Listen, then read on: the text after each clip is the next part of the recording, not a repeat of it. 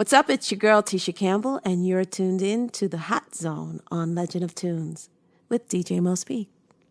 Good day, everybody. This is DJ Most Precious with the all-new In the Hot Zone right here at MPP Studios, Alton, Illinois. If you want to know that zip code, that's 60002. Yes, all the way from St. Louis, Missouri, 63136 zip code. But I just wanted y'all to know, like, hey, we live, man. It is no other place to be but locked in right now with the Hot Zone, International Most P, right here at MPP Studios. Shout out to our sponsors, Midwest Fleet Radio, as well as Legion of Tunes, as well as Most Precious Promotions and Productions, as well as MostPreciousPromotions.com. There's so many others. But shout out to our sponsors and our supporters. Tonight's show is going to be phenomenal. 10,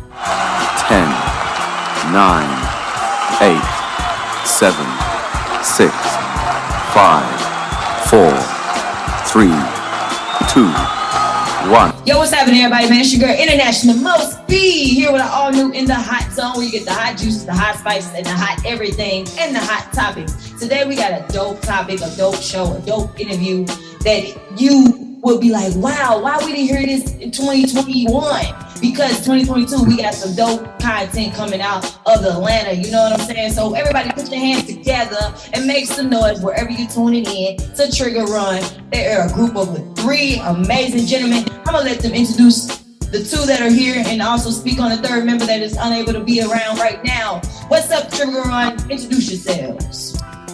What's up? What's happening, Most Precious? Thank you so much. My name is H3, the artist. And I'm Nickle. And we got what it do? And we got a 3rd member, Sincere, back in Jacksonville, Florida right now, holding it down. So, yeah. Duval, say it again. Duval. Shout out to Jacksonville. Shout out to Georgia as well, where you 2 are located right now. Okay, so we tapping in. Albany, yeah. About Albany. the 2. Oh, wow. Albany, yeah, that's right. The Good Life City. That's dope. That's dope. That's some real dopeness. So basically, let's tap into Triggerrun. We're Triggerrun Productions. Let's talk about the history of Triggerrun. We know where you vote, all our experts cover that. Let's dive into the history, because your history is like a chapter book. So because of the chapter book, I want to make sure we can tap into as many chapters in this book that you have created for the history and the legacy of Triggerrun Productions. How I do interviews is I break it up into a dish of, I ask usually, what's your favorite hobby, what's your favorite drink, and what's your favorite snack? Please answer, either one of you. I love it. For sure. Love it. Well, you can't talk about the history of Triggerrun without talking about family. You know what I mean? Like, I've been knowing this brother practically all my life. Like, my mom taught him in kindergarten, and we started rocking out probably like 5th or 6th grade. And I'm talking about doing shows when Ready for the World was hot, and New Edition, of New course. Edition. And, oh my God. Yeah. And so always been musically connected as brothers. And we basically got together for doing talent shows at our local high school, Monroe High, and so her H3 went to Westover, but we had 3 from Westover, we had 3 from Monroe High, and we got together to perform the group Triggerrun, and it was all about getting the money and winning these talent shows to earn money to go to the studios and to support our music career. Yeah. Down south. Go ahead. I'm sorry. Yeah, down south. Those are the main things that we used to do. Stepping, Greek style stepping, and dancing. That's what we did, to support our dreams. Like either that or singing. Yeah, and then because we chose to stay off the block slanging rocks. Hey, art. So that was it, right? We needed money, right? And we went the art route. Yeah. I like that, and I hope I'm not freezing. Yeah, somewhat. But I hear you. Can you hear me? Yeah, you froze for a second, but you're back. I figured. It says I'm something. gonna click in on the phone just in case. We making it do what it do. Oh my. That's it. That's what we do. I'm gonna click in on the cell phone. I'm gonna hook this up right quick, so we can have a plan B. Of course, for both of us. I'm doing the same thing. So we got the history. You chose art over the streets, which is dope.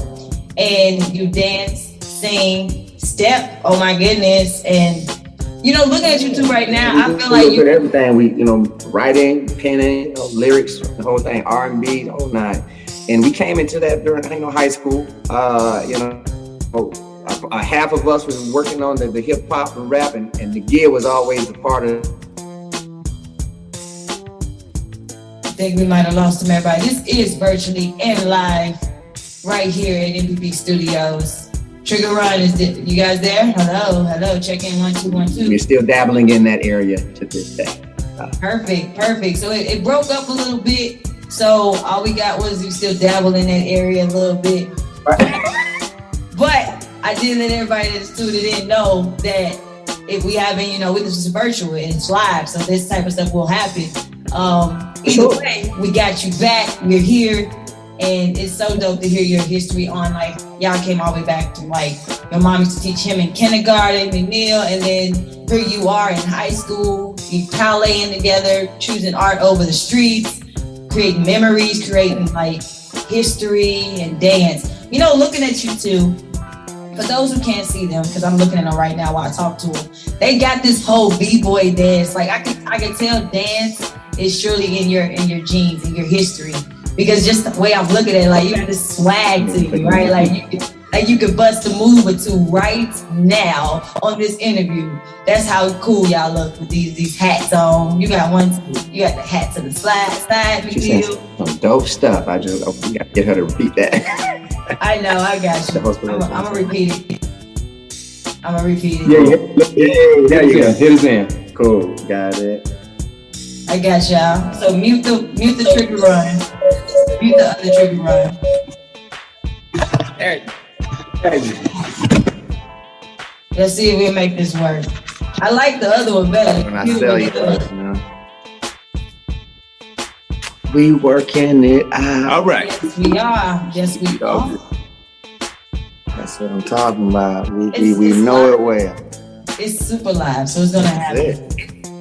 Okay, so basically back where we was at, I was complimenting the way you two look. You got this swag, this b-boy dance. You have this I can dance demeanor right now. For the listeners that can't see you two, I'm gonna describe them right quick. H3 has on the Kango, the Kango type hat. I can't even describe the hat, but it looks like the Kango, but it's just not fur. And then you got McNeil with the snapback to the side. They just got this style. I'm trying to describe it. I could be wrong, but they just got this style and demeanor that you would love if you see them in person. So I just want to describe who I'm looking at, who I'm talking to right now, since some of you might not be able to see and, all this type of deal. You'll be able to kind of get an idea of what they two do. They both got big smiles, by the way. They cannot stop smiling. So, and now they're laughing, so the smile is even bigger. But no, shout out to y'all too. So wow. We got some of that history, but I want to tap it right quick a little bit. So talk about the last part you said when you was you chose art over the streets, and then you said some stuff after that. Kind of tap back in there a little bit about the high school era, how y'all came about, and Yeah. So we basically chose music, and we got together as far as a group, to support our musical ambitions. So, we would enter in a whole lot of talent shows, and so we can win the money and go and record our records, So that was pretty much the whole intention with the goal of getting to the Apollo, because back then that was the only way that you can break, into the business, and new acts can get, seen. So that was the goal. Apollo did it with it. Apollo. Oh my God, yeah, that was our Shangri-La. That was the Golden Fleece, you know what I mean? And within the group, you got musicians and stuff. McGill played, was it violin, saxophone. That's right. I played percussion and played piano and a little guitar. We had all that craziness going on. It was just a super group. We were a super group. Yeah. You know what I mean? So we represented, and we eventually got to 125th Street in Harlem, with Steve Harvey as the host. and representing that shining moment where we actually we came into our dream as dancers. You know what I mean? So. Hey, matter of fact, we changed the whole landscape of the Apollo, because when we got there, it was all about the singing. You know what I mean? So you got everybody trying to be Patti LaBelle and Whitney Houston, and the dancers you were either tap dancing or doing some strange type of dancing. But when we came on, we brought the hip hop. You know what I mean? And we elevated it, because right after we got out, we got off the stage, which they cut our performance because we got grimy with it at the end, and we became seductive, at the end, but it was too hot for TV. So, everything was conservative back then, right? Yes. So, it wasn't no Bobby Brown humping around. They didn't want to see that on TV, right? So we was even before kind of that era, right?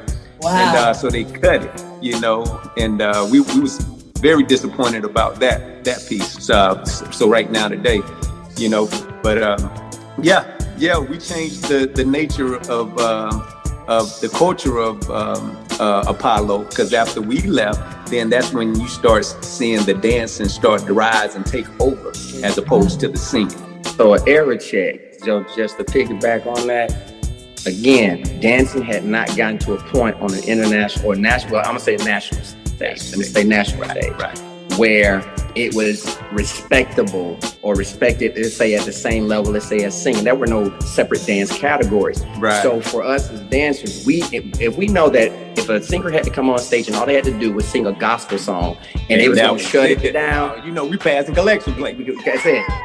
So we had to be super creative with our production. Definitely. We had to tell stories. We had to make sure that when we hit the stage, it wasn't just cutting some moves. We had to give the people an experience. And so that's what we did. And that's what set us completely apart from the rest.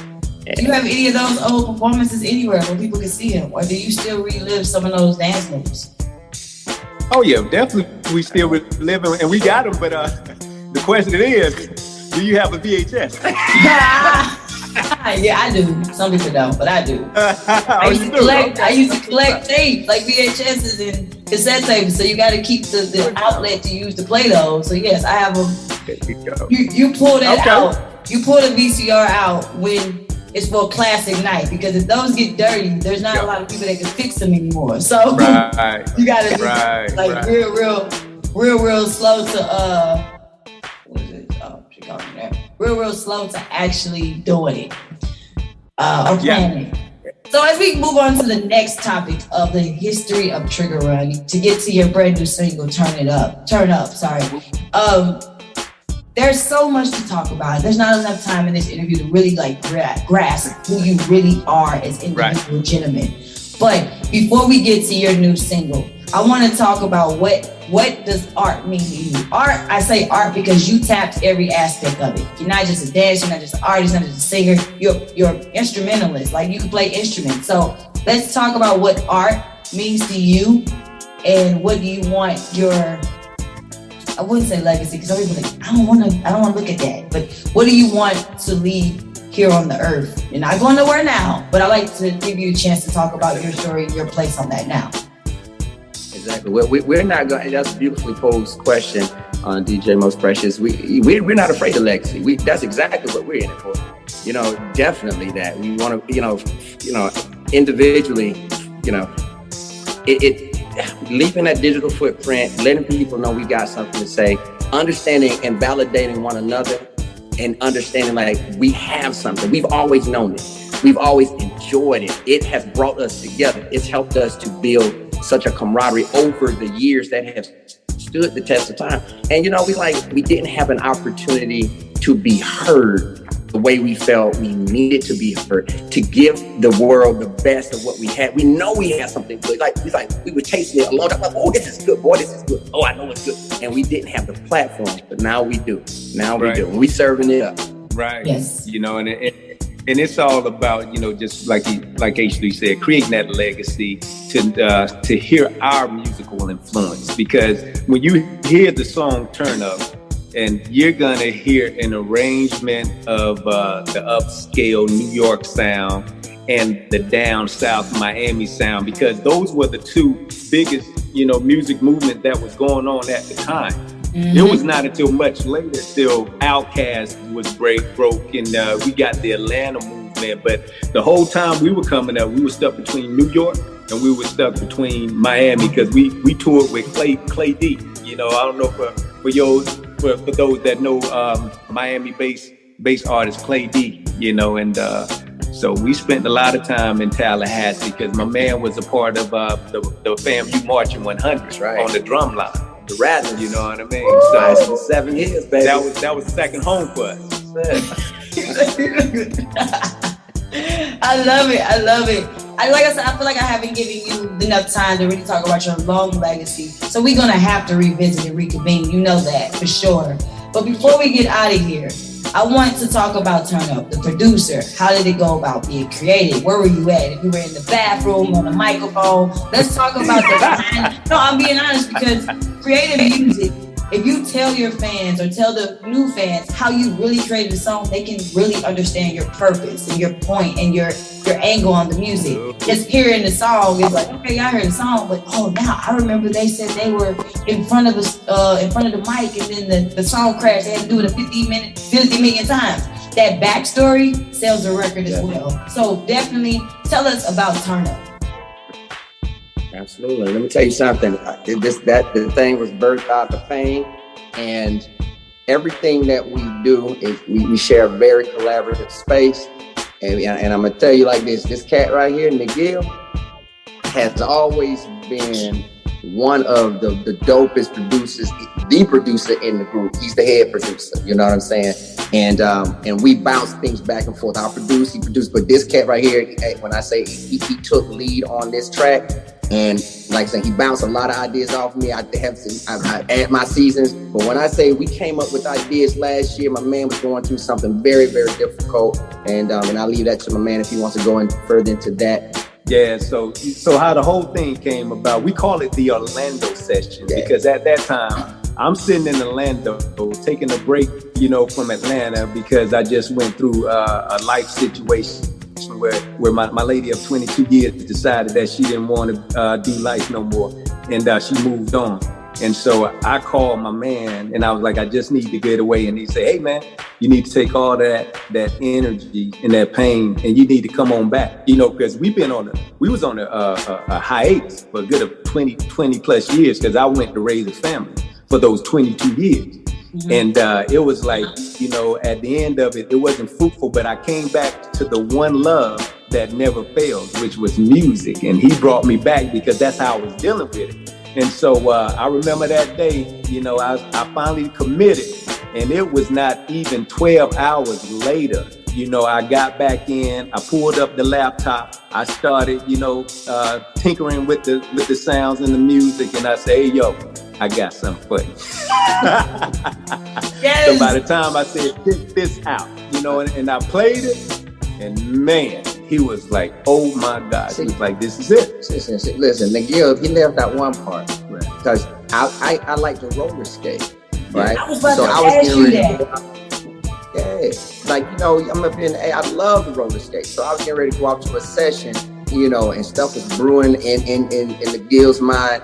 And I was like, hey, man, I say, when I get back, man, I want to get something. Because Nickle was like, hey, I'm tinkering with something. I think I got something. I said, okay, when I get back from my session, let me hear it. I came back and I was like, what just happened? That beat was so fly. I said, what? So I was like, I'm back, let's get it. Let's do it. I'm glad you back. Welcome back to the life that you love so much. Yeah. The only love that keeps giving, and unconditional, without a doubt. I know that for a fact. Yes. And it doesn't hate you either. It doesn't give you hate. It gives you comfort. Music is therapy. Music is good for the soul. Yes. It's like food, So, like I said, before we get out of here, I really want to ask you also, because I know earlier you talked about, the New Edition era and before Bobby Brown, but who are y'all favorite artists? Like, just give me a few of them before we get out of here, and then I'm going to close it on out. We old Def Jam type heads, you know what I mean? You got to give an honor to Eric B. Rakim. You got to shout out Nas. You know what I mean? You got to shout Biggie, Pac, and you know they laid the foundation. You know, NWA. You know they laid the foundation for us. Yeah. You know. Now when you talk about the new cast, of course you got to give love to Outkast. You know what I mean? That put it down for the A. You got to go T.I. You know that inventor of the trap music. You know what I mean? So that's those are my love. You know, I can go on and on. You know, Jay-Z up there too. We can go on and on because we got such a wide range of influence. It's crazy, all the way down to South with Total Chaos and Clay D. So we're very well rounded when it comes to music. And that's just the hip hop side. Yeah. We're talking about the pop. Yeah. We ain't getting into the pop and the R&B and all of that. So, I know it has to be long. Reggae, we listen to it all. Yeah, we listen to it all. And you're gonna hear those. Go ahead. You gotta hear those what? Yeah, and you're gonna hear all of those musical references and you know, that we aspire to. You're gonna hear it all in the music because we encapsulate everything. Bring them all together. I don't want to say bye. I want to see you soon because I feel like never bye. Just see you later. See you next time. Yeah, of course. Definitely gonna link. We definitely gonna link. Yes, and I really want to tap into more of who Triggerrun is, such as like, man, what is dance? Like when you first started dancing, what did you feel like? We didn't do any of that today because it's to talk about turn up, but that is who you are to make turn up. So we have to definitely tap into every aspect of you three amazing gentlemen. Yeah. Shout out to Triggerrun. Before we get out of here, I want to make sure that you all know how to find Triggerrun. Triggerrun, please talk to them. How to find you, your social medias, your YouTube, whatever, however you want our guests and listeners. Hey, we're on all social media platforms. We got Instagram, we got TikTok, we got Facebook at Triggerrun. You know, Facebook, Triggerrun.fans. We got YouTube at Triggerrun. And also we on all streaming platforms, whether it's Spotify, Apple Music, Tidal, Deezer, you can find Turn Up. And we asking all our fans to go and follow and add to your playlist. Yeah, and keep us in rotation because that's very important to artists. You know, play us throughout the day. We hope that you make us intentional. We really appreciate it. And for the ones that are just catching on, we got a drop coming April the 16th. It's a party. And that's going to cross boundaries. We going international. All right. Let's go. It's a party, you know. We don't have to talk. I'm going to hit Spins up. Shout out to Spins, DJ Spins, who set up this interview with this amazing, talented group, trio, Triggerrun. Look out for them. Check out their new single, Turn Up, on all your streaming platforms, your DSPs, whichever one you prefer. Just make sure you support the art. These gentlemen have history. And they paved the way. You know, they didn't say that today. They paved the way in certain aspects. Thank you. The Apollo, the situation with that. You guys are trendsetters. You guys are historical. Thank you for stopping in the Hot Zone with DJ Most Precious. Appreciate y'all. We'll be back soon with them again because we got more to talk about. Y'all know what it is, man. Catch y'all next in the Hot Zone right here on the Hot Zone. Hey. Pop, pop, pop, pop. 10, 9, 8, 7, 6, 5, 4, 3, 2, 1. Hey, yo, this is Triggerrun. This is our new single, Turn Up. Yo, here we go. Yeah, 229, let's ride. The soul train of the South. Southside, let's ride. Hey, yo, we gon' really give them what they want. It's the trigger, my nigga, we make the whole club jump. So crank up the sound, now let the bass bump. It's the TRP girls going wild, uncut. So push the EQ, let the subwoofer thump. While I hit so hard, vibrate your trunk. You bang it in the hood, up all, lay it in the cut. Cruising down the half, top down, no front. On the creep through the hood, popping game, rolling up. Summertime, west side, Indies Road, 12 o'clock. Pull up on the scene, drop top on dubs. At the two knocks, Sonny's on the jock, show love. Press the head nod, let them know what's up. Back shorty for the digits so we can link up. I lean to the side, drive by, flash the dub with the trigger. We back in the game, turn up. Go shorty, get naughty, we party, no bullshit, shake your body, get naughty,